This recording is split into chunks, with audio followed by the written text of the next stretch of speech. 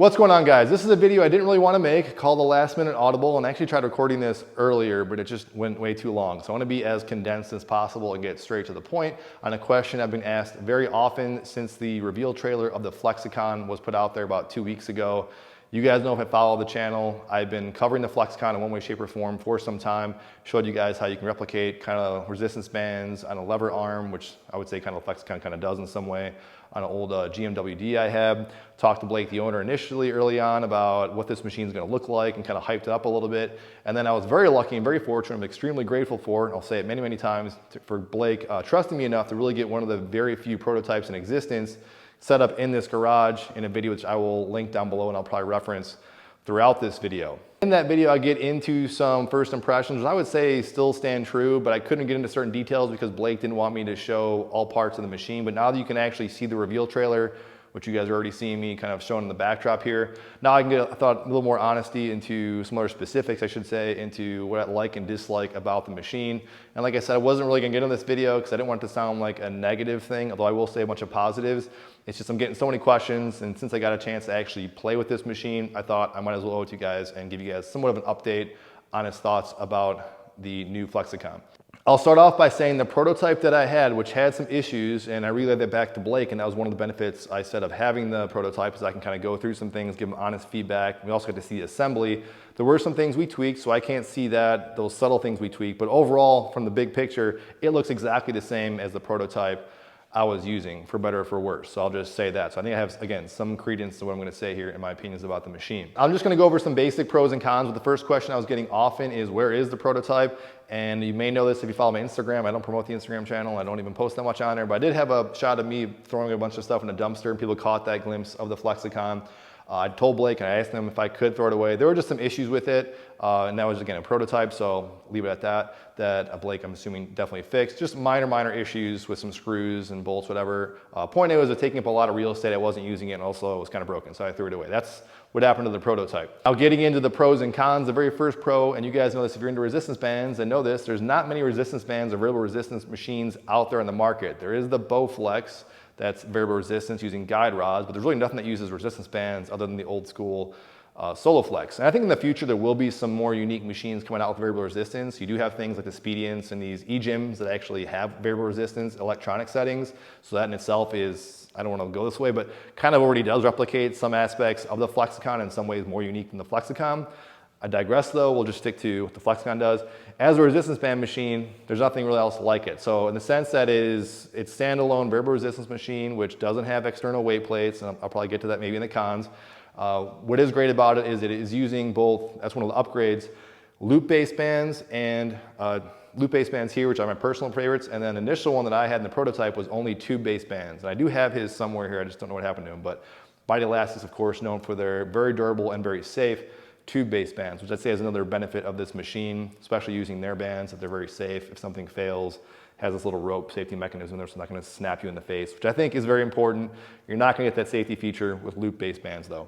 Other really cool quality of life things that I think other machines could actually copy are this rotational dial to really fine tune the angle of the handles. So you get regular straight handles, and you also have a full straight bar you can attach. I don't think there was a neutral handle, maybe that might come soon, but that was not an option, at least that I remember that I saw on the video. And then the other unique feature, of course, are the telescoping arms. This allows you to really fine tune different angles. Say if you're using a door anchor for a tube basebands, you could only really get a narrow grip, or you'd kind of have to do one arm at a time. So that's also an added benefit that further increases versatility. There is a pull-up bar. I don't think this is really a calisthenic machine, but that is in there. That's nice. They got a pull-up bar in there. But that is an add-on on the Kickstarter. It does not come with the base price, which I will say, and give them the benefit of the doubt, we do not know the final price. I'm going to assume it's going to be a lot higher, but the Kickstarter gives you a discount, gives you the benefit of giving you a discount. Blake told me somewhere in the ballpark of like $900 to $1,000. I'm going to assume a little higher, maybe higher than that. I think in the grand scheme of things, granted this thing is a very solid hunk of metal, shipping costs definitely a factor into that, of course the margins, that this thing is, you know, priced fairly competitively, or not competitively, but fairly, I think, for other big pieces of metal. Now you can argue versatility wise, because someone could say, well, a squat rack can be the same amount of price and maybe more versatile, but this thing is, again, strictly for resistance bands. Transitioning into the cons, the biggest con I'd say for the machine is if you're somewhat on the fence, like you don't know if you're gonna use it, or you're like kind of into resistance bands, or you only use resistance bands for a few movements, which is really me. This thing is pretty massive. Even though it's not a giant footprint, it is a very big, heavy thing and a very cumbersome thing to put together. Now, that is one of the things I think Blake said he was gonna work on when he saw me putting it together, that some of the bolts would be more standardized. So I hope he does that, because this is something that once you put it together, and this is not unlike any other machine, but this is something that once you put it together, you're gonna leave it there. You're not gonna wanna take this thing apart, keep track of all the bolts and move, although you certainly could. It would just be kind of annoying. But it is a big, heavy thing, and it kind of has to be to support the weight of variable resistance cranking down. So those really heavy metal slats in the bottom floor, that's one of the patented aspects of it. Now getting into kind of more cons with that, I kind of pushed back with Blake and I said, that is really cool, but couldn't I kind of still do like the resistance band squats and presses, say with a lever jam, or even a heavy squat rack with, you know, if you had like weight plates on here, and they do make resistance band attachment points for a squat rack. And so he said yes, but again, you need a lot of counter resistance. And so this is really, not to jump the gun, this is really for that person who is just into resistance bands. This is still in the con territory, that if you have other stuff in here, in my opinion, it's just too big to warrant picking up, because you can mimic most of the key movements, say using lever arms, anchoring different points here. Granted, you're not into telescoping arms, but I find even just doing cable crossovers, just them today as a workout, I mean, I think they work fine with a basic, you know, distance like that. And again, even shameless plug, there are ways, I'll be showing this later, how you can rig bands to barbells, Smith machines, to band pegs and a squat rack. So there are unique things, pros and cons to the Flexicon versus just using resistance bands on a squat rack, which I don't think I have to beat a dead horse here, but that's maybe the factor people aren't gonna like, is that it's fairly limiting. So if you wanna use external weight plates and stuff like that, you can't, versus say with the lever gym, you can maybe add bands and free weights. But again, you'd probably be more limited in some of the band movements you could do on that. This is maybe subjective, maybe a little personal preference. I made a whole video talking about how I think the most effective exercises that I do are really like a handful, like almost really 5 of them that I think are the best. There are certainly many things you can do in rig with resistance bands. I just find a lot of them, and I'm kind of cynical at this point with this, they get kind of convoluted really fast. So you can do a lot of crazy things. I just don't know if they're really worth it in the grand scheme of things, other tools at your disposal. So with the Flexicon, you can do some crazy things, get very creative with it, and rig it all sorts of ways.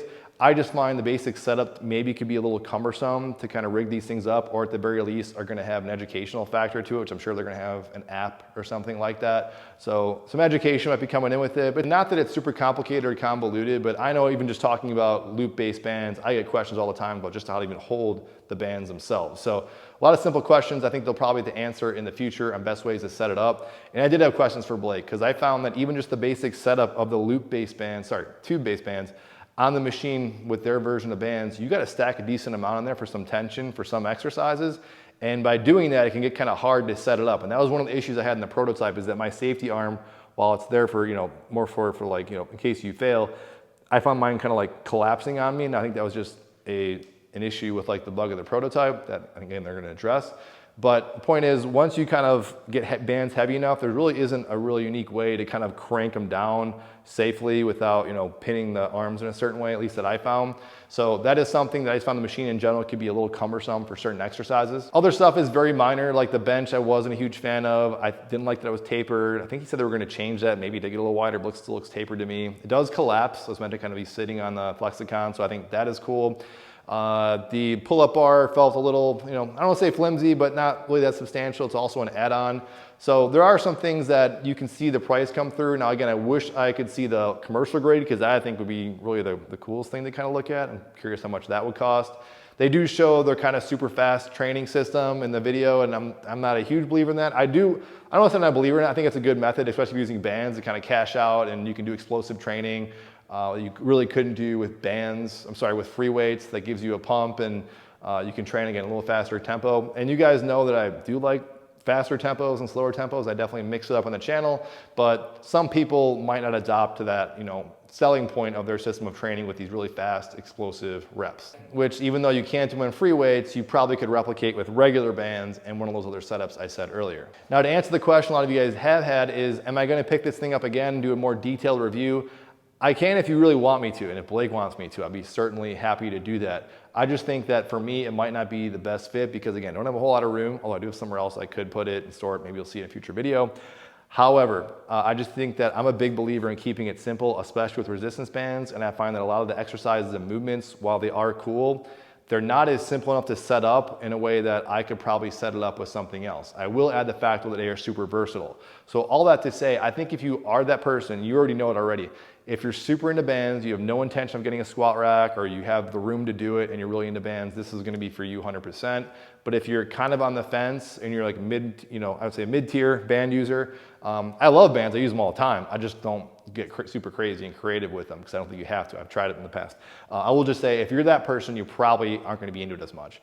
That's my overall thoughts though, guys. I will link everything in the video down below. I'll try to be as honest, but also again, as respectful as possible. I think it is a good product. It's gonna suit a lot of people. We will see how many people are gonna jump at it though. That is the big question. So thanks again. I'll answer any other questions down below in the comment section.